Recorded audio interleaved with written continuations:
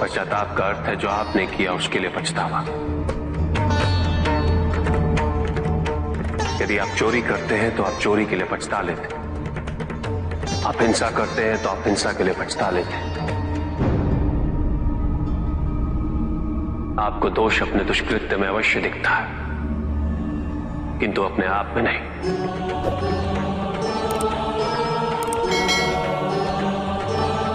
क्योंकि दोष आप अपने से बाहर ढूंढते हैं, उसके कारण अपने से पृथक करके देखना चाहते हैं।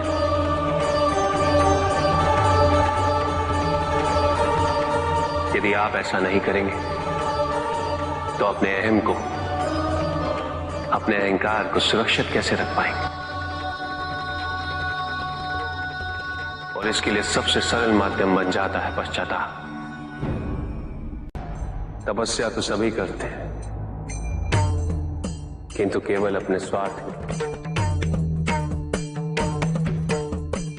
कोई भी ईश्वर को प्राप्त करने के लिए तपस्या नहीं करता।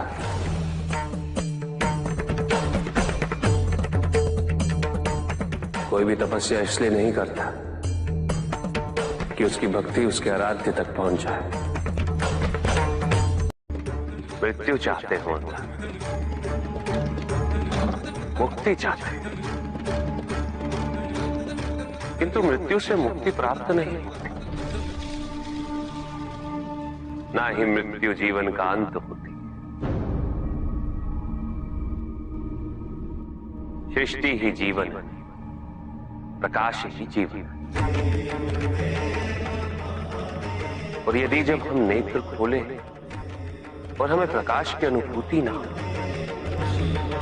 तो इसका यह अर्थ नहीं कि प्रकाश कहीं नहीं। प्रकाश है। आवश्यकता है तो अपने नेत्र खोलकर अंधकार के परे दे दे। यदि इस संसार में उन्नति तभी संभव है जब इस संसार में समानता हो, बराबरी। यदि कोई सर्वशक्तिशाली ही नहीं रहेगा तो कोई निर्बल नहीं होगा। यदि कोई बड़ा नहीं होगा तो कोई छोटा ही नहीं रह पाएगा। शक्ति के इस असंतुलन को संतुलित रखना अनिवार्य है, क्योंकि ईर्ष्यापूर्ण प्रवृत्ति व्यक्तिगत होती, वो केवल अपने स्वार्थ, अपने उद्धार तक ही सीमित रहती। ईर्ष्या ही वो विष है जो व्यक्ति के हृदय में ना हारने की महत्वाकांक्षा को जन्म देती। जीतने की इस व्यवस्था से ग्रसित मनुष्य धर्म अधर्म, न्याय अन्याय, उचित अनुचित का ज्ञान भूल जाता है।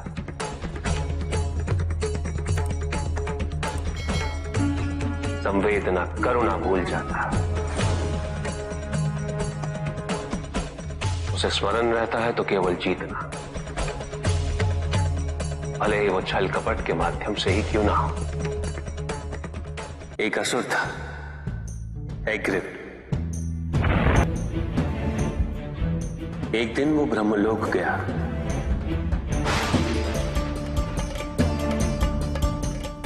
और बड़ी चालाकी से उसने ब्रह्मदेव से चारों वेद प्राप्त कर लिए।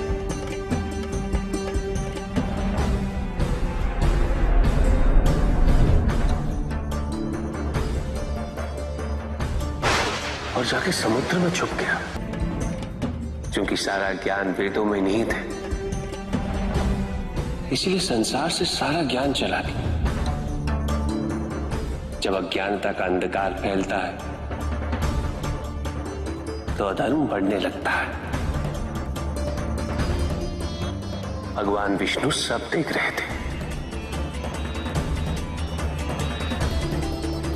उन्हें ज्ञान था कि शीघ्र पृथ्वी लोक पर प्रलय आने वाला है। एग्रिप के साथ चारों वेद भी लुप्त होने का भय था। ब्रह्मदेव सृजन करता है। वेदों के अभाव में पुनर्जन्म की प्रक्रिया को पुनर्स्थापित करना अत्यंत कठिन। इसीलिए हैग्रीव से उन वेदों को पुनः प्राप्त करना अनिवार्य था। तो भगवान विष्णु ने क्या किया? भगवान विष्णु ने एक मत्स्य रूप धारण किया। वो एक मछली बने और नदी में उतरे। राजा सत्यव्रत स्नान कर रहे थे। एक छोटी सी मछली उनके हाथ में आ गई। इतनी छोटी मछली? भगवान विष्णु? हाँ, राजा सत्यव्रत उस मछली को जल में छोड़ने जा ही रहे थे कि उस मछली ने बड़ी मछलियों का भय जताते हुए उनसे विनती की। उनसे कहा कि वो उसे अपने साथ ले चले। राजा सत्यव्रत अत्यंत दयालु थे। मछली को अपने कमंडल में शरण दे दी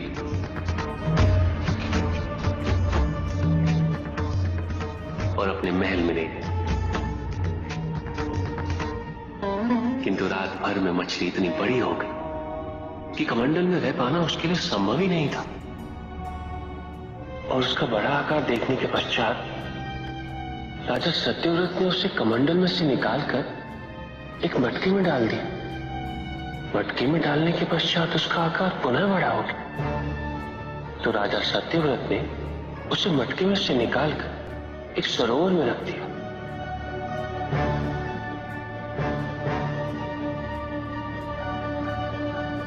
किंतु उस एक ही रात में सरोवर में रखने के पश्चात भी उसका आकार इतना बड़ा हो गया कि उसे नदी में रखना पड़ा। किंतु नदी में रखने के पश्चात भी उसका आकार पुनः बड़ा हो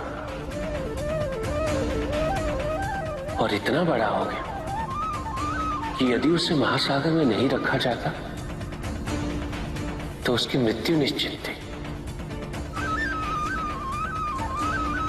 राजा सत्यव्रत उसे महासागर की ओर ले गए।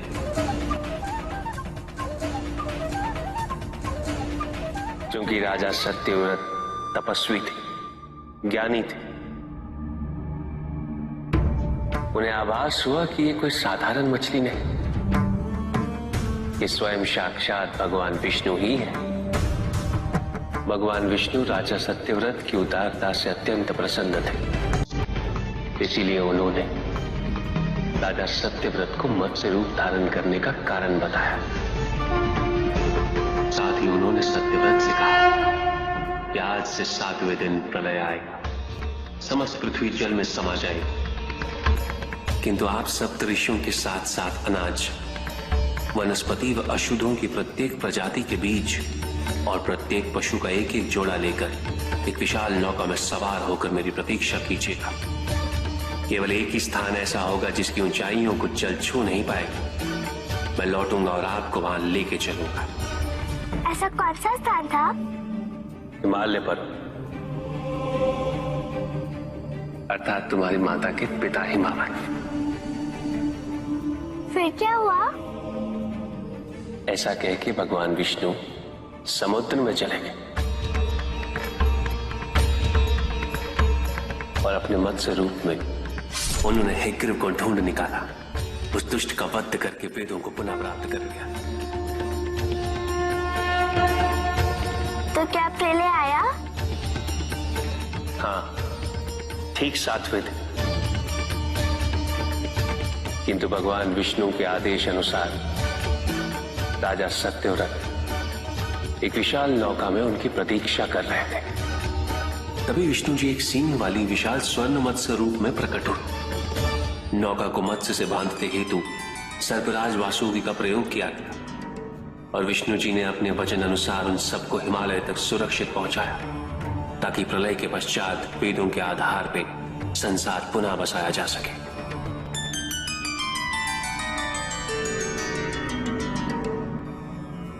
राजा सत्यव्रत मनु कहलाए। मनु अर्थात मानव जाति के प्रजनक। इसी प्रकार भगवान विष्णु ने न केवल वेदों को पुनः प्राप्त कर, अपितु समस्त संसार का कल्याण भी। अर्थात भगवान हर संकट में अपने भक्तों की सहायता अवश्य करते हैं। अस्थिरता तो केवल अविश्वास से आती है। स्थिरता के लिए विश्वास अनिवार्य। विश्वास और शांति की निरंतरता बनाए रखना कैसे संभव है? इस नकारात्मकता का प्रसार हम कैसे रोकें प्रभु? केवल इस जागरूकता से कि सब कुछ अहम से संबद्ध नहीं। जब भी किसी व्यक्ति के कार्य में अहम भाव प्रबल हो तो अहंकार, व्यक्ति जैसा भी हो उसे अस्तित्व केवल वैसा ही प्राप्त होता है। व्यक्ति यदि अपने कर्मों के लिए अपने को उत्तरदायी समझे तो स्वतंत्र था। जब तक व्यक्ति किसी और को उत्तरदायी समझेगा तब तक वो निर्भर रहेगा। व्यक्ति यदि ये सोचे कि उसके दुख का कारण कोई और है तो वो सुखी कैसे रह पाएगा? यह असंभव है, क्योंकि दूसरों को परिवर्तित करना उसके वश में नहीं। वो तो केवल अपने आप को परिवर्तित कर सकता है। यही एक स्वतंत्रता है उसके पास। जो पीड़ा है, जो कष्ट है, वो व्यक्ति के अपने फल है, अपने निर्णय के फल। और जिस दिन वो अपने निर्णय परिवर्तित कर ले उसी दिन उसके जीवन में परिवर्तन भी आ जाएगा। जिन्होंने जीवन के प्रति घृणा सिखाई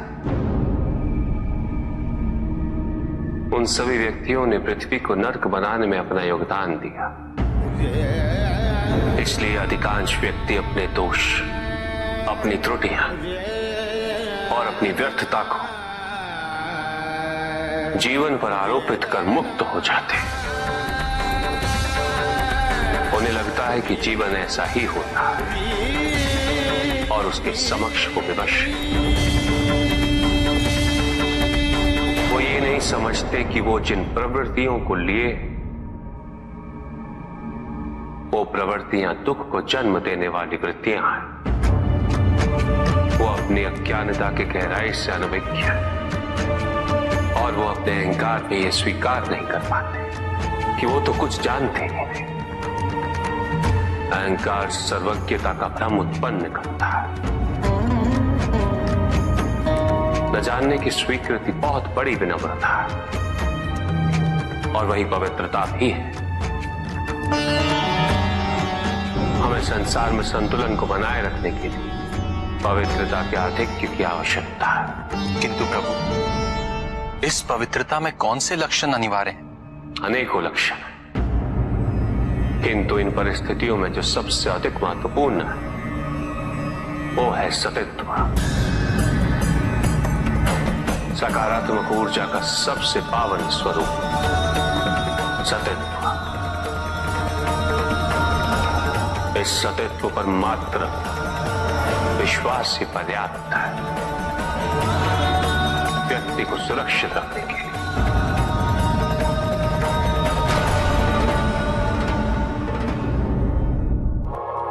एक बार व्यक्ति इस सतित्व पर विश्वास कर ले तो नकारात्मकता सदैव के लिए दूर हो जाती है और संतुलन स्थापित होता है। अहंकार तो हानिकारक है ही, किंतु सतित्व पर अहंकार घातक होता है। जहां न अमृत, न विष, न सुख, न दुख, न स्वर्ग, न नरक, वही परम आनंद है। उसी परम आनंद तक की यात्रा है तुम्हारी। ये यात्रा आनंद के सानिध्य की है। ये यात्रा सानिध्य के आनंद की है और इस यात्रा में मैं प्रतिपल तुम्हारे साथ हूं। मुझे ढूंढो मत, केवल पहचानो तुम ही मैं हूं, मैं ही तुम। हर आरंभ का मैं ही अंत हूं। और हर अंत सदैव मेरा ही आरंभ होगा।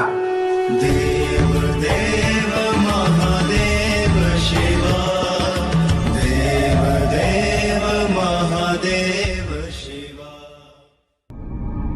चंद्रमा उसी जल में प्रतिबिंबित होता है जो जल शांत स्थिर। यही तो समस्या होती है मन की। मन कभी भी शांत नहीं हो पाता। जहां शांति नहीं वहां कुछ भी नहीं रुकता। समुद्र की लहरों की भांति विचारों का उपद्रव मन को निरंतर स्थिर रखता। कुछ भी सुनने और समझने के लिए मन का मौन रहना आवश्यक है, किंतु मन मौन रहना नहीं जानता। वो तो निरंतर कुछ ना कुछ कहता रहता। प्रतिपल शब्दों का आक्रमण चलता रहता है मन पर, और यही आक्रमण है जिसके कारण व्यक्ति कभी भी शब्दों के परे नहीं जा पाता। जहां जीवन की सत्यता का बोध उसकी प्रतीक्षा कर रहा होता। साथ छल तुम्हारी अपनी इच्छाओं ने किया है, तुम्हारे हट ने किया है, तुम्हारी अपनी सोच ने किया है। ये रहस्य नहीं कि प्रत्येक आत्मा मुक्ति की इच्छुक होती है। जो मरता है वो है पंचभूतों से निर्मित शरीर।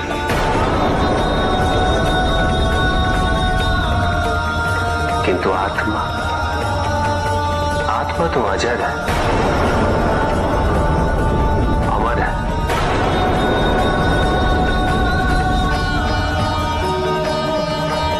जिसकी यात्रा मोक्ष पर संपूर्ण होती।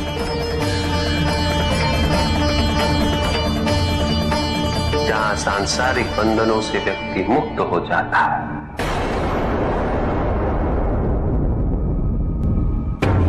सारी इच्छाएं लुप्त हो जाती।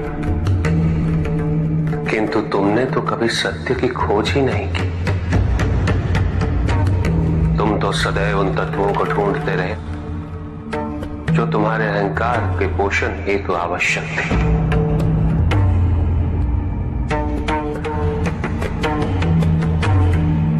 किंतु सत्य तो यही है कि ना कोई तुम्हारा है और ना तुम किसी के।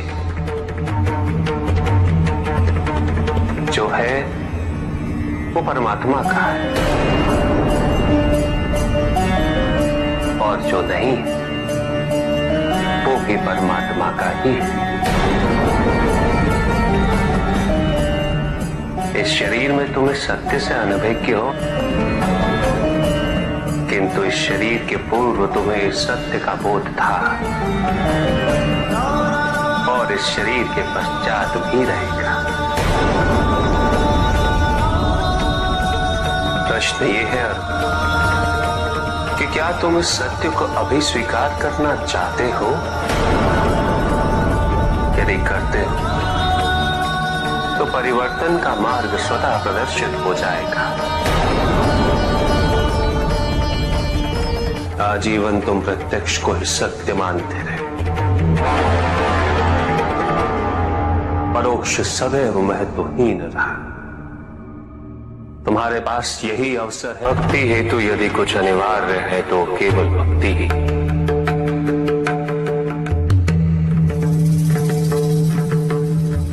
किंतु प्रश्न ये है कि क्या आपकी भक्ति संपूर्ण है? विश्वास और भ्रम के बीच की रेखा अत्यंत महीन होती है।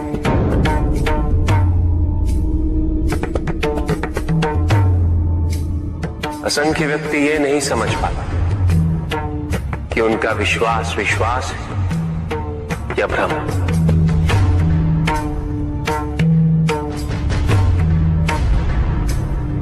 मुझ तक पहुंचने के लिए किसी और की आराधना अनिवार्य नहीं। मेरे सच्चे भक्त तो मुझे किसी भी रूप में पूज सकते, किसी भी रूप में प्राप्त कर सकते। ओम नमः शिवाय। पुरुष और प्रकृति एक है, वो कभी पृथक नहीं हो सकती। शक्ति शिव के बिना अधूरी है,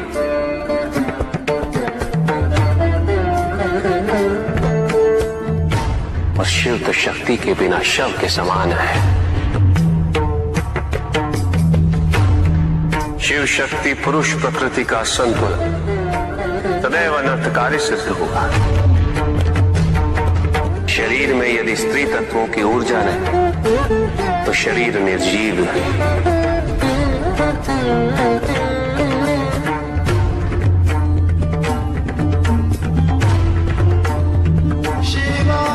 शक्ति और शिव के संपूर्ण रहस्यों को समझ लेना भक्ति, ज्ञान और तपस्या की पराकाष्ठा है।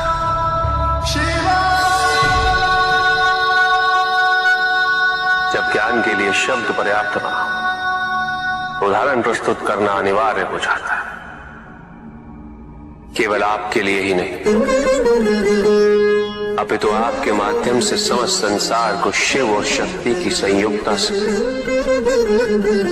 पुनः अवगत कराना इस प्रसंग का उद्देश्य था। चुप। सत्य को जानने के लिए वन में जाना अनिवार्य नहीं है।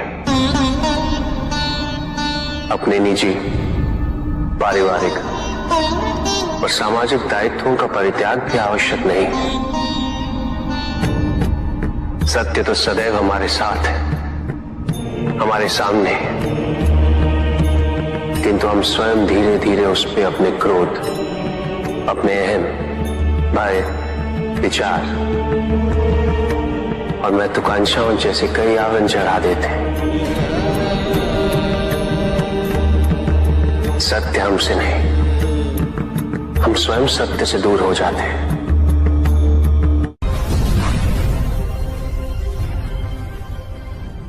ज्ञान का भ्रम अज्ञानता का प्रथम लक्षण है। इस प्रकार भरे हुए पात्र में कुछ नहीं समा था, उसी प्रकार ज्ञान के अहंकार से भरे मन में अधिक ज्ञान नहीं समा था। जहां प्रश्न नहीं वहां जिज्ञासा नहीं, और जहां जिज्ञासा नहीं होती वहां ज्ञान की वृद्धि नहीं हो सकती। निसंकोच होकर पूछिए। प्रभु, आप तो कालोपरी हैं, सर्वज्ञ हैं, त्रिकालदर्शी हैं। चारों ओर ये जो अज्ञान का अंधकार फैल रहा है, उसमें ज्ञान का मूल अर्थ कहीं ना कहीं खोता जा रहा है। मेरा आपसे विनम्र निवेदन है प्रभु, किसी अन्य विषय पर चर्चा आरंभ करने से पूर्व हमारे और इस समस्त संसार के कल्याण और मार्गदर्शन हेतु आप ज्ञान की मूल परिभाषा से एक बार हमें पुनः अवगत करवाएं। ज्ञान और अज्ञान की परिभाषा को स्पष्ट रूप से समझने के लिए ज्ञान और अज्ञान की विशेषताओं का स्मरण करना आवश्यक है,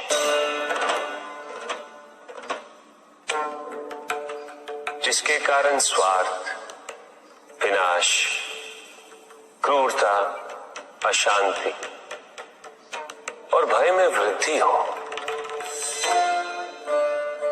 वह ज्ञान है। किंतु जो व्यक्ति को उदार, निर्भीक, सहनशील और विनम्र बनाए, वही ज्ञान है।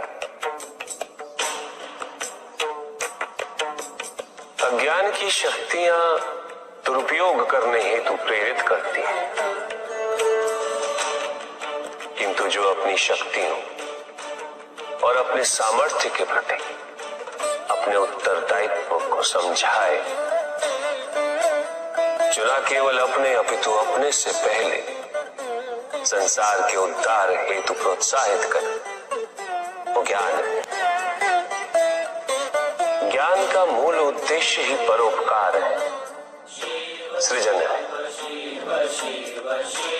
दूसरों की भावनाओं को समझना, उनका आदर करना, यही ज्ञान है। क्योंकि ज्ञान हमें न केवल अपने अपितु दूसरों के दुख और सुख के प्रति भी संवेदनशील बनाता है। किंतु जो दूसरों की भावनाओं का अनादर करे, उसे ज्ञान की श्रेणी में कैसे रखा जा सकता है? अज्ञान के कारण व्यक्ति सांसारिकता में बंधता जाता है, मोह माया में उलझता जाता है। अज्ञान परम सत्य से दूर ले जाने का माध्यम है, किंतु ज्ञान व्यक्ति को परम सत्य की ओर ले जाता है। ज्ञान मुक्तिदायक है, मोक्ष का मार्ग है, और इस मुक्तिदायक ज्ञान का सर्वोच्च रूप है आत्मज्ञान। और यही ज्ञान की पूर्णता भी है। ज्ञान और अज्ञान का भक्ति का उचित मार्ग बताए हमें, ताकि मेरी भांति दूसरा कोई भूल ना करे। भक्ति मुक्ति का आधार है पुष्पदल, और मुक्ति तो केवल समर्पण से ही संभव होगी। और समर्पण के लिए पुष्प नहीं, स्वर्ण नहीं, आभूषण भी नहीं, रत्न नहीं, धन नहीं, विधि विधान नहीं, केवल अपने मन को अर्पित करना अनिवार्य है। जानना चाहते हो पुष्पधन कि वो कौन से पुष्प हैं जो मुझे अत्यंत प्रिय है? इंद्रियों का नियंत्रण, दया, शांति, तप, क्षमा, ध्यान और सत्य। और जब कोई मेरे इन पुष्पों से आराधना करे, मैं अवश्य प्रसन्न होता। भक्ति में भव्यता आवश्यक नहीं है पुष्पदल, अपितु सरलता आवश्यक है। भक्त के लिए ये समझना अत्यंत कठिन हो जाता है, प्राय भक्ति कब मोह में परिवर्तित हो जाती है। और ऐसे में पथ भ्रमित होना